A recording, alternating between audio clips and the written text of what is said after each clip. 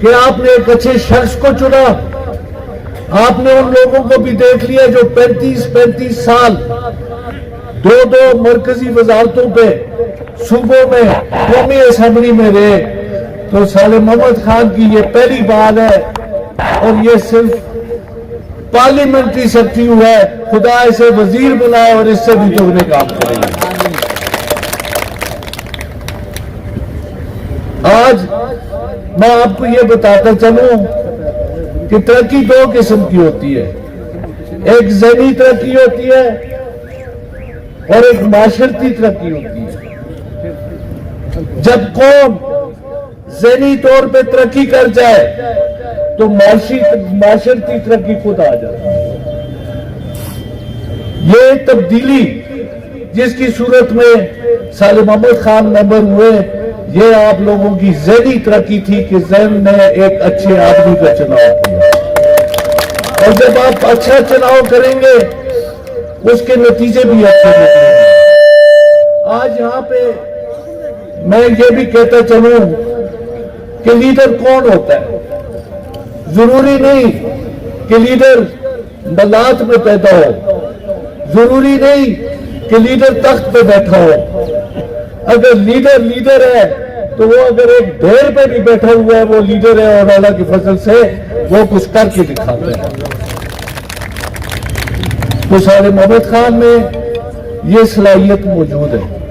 یہ پہلے سیاست میں نہیں تھا، اس کا سیاست کا اتنا تجربہ نہیں ہے، لیکن سچائی میں اس کا تجربہ تھا. جو سچائی آج اللہ کی فضل سے کام آ رہی ہے.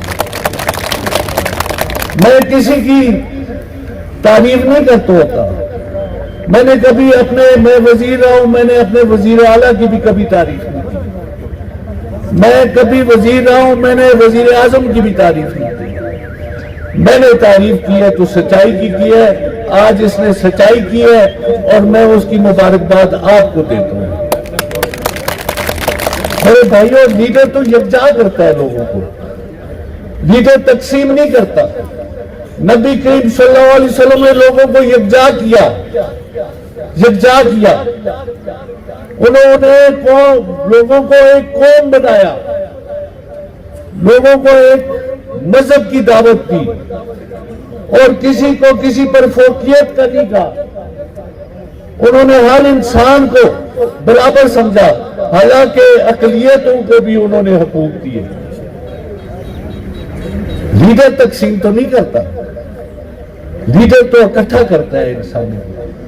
لیکن ہم نے دیکھا 35 سال سے ہم لوگ تقسیم ہوئے. 35 سال سے ہم نے ایک دوسرے سے نفرت کی. 35 سال سے ہم جگہوں میں مبتلا رہے. 35 سال میں ہمارا کچھ بھی نہیں بنا. وہ کیوں؟ کیونکہ لیڈرشپ یہ سمجھتی تھی کہ لوگوں کو لڑانے میں ہمارا فائدہ ہے، لوگوں کو اکٹھا کرنے میں ہمارا فائدہ نہیں ہے. لوگ جب لڑیں گے تو ایک گروپ ہمارے ساتھ ہوگا. لیکن خدا گواہ ہے ایسی میموریاں نہیں، ایسی وزارتیں بھی قربان جہاں لعنت بھیجیں گے ہم ان پہ، جہاں پہ ہمیں لوگوں کو لڑانا پڑے، لوگوں کو جھگڑانا پڑے، لوگوں کو تقسیم کرنا پڑے. ہم لوگوں کو تقسیم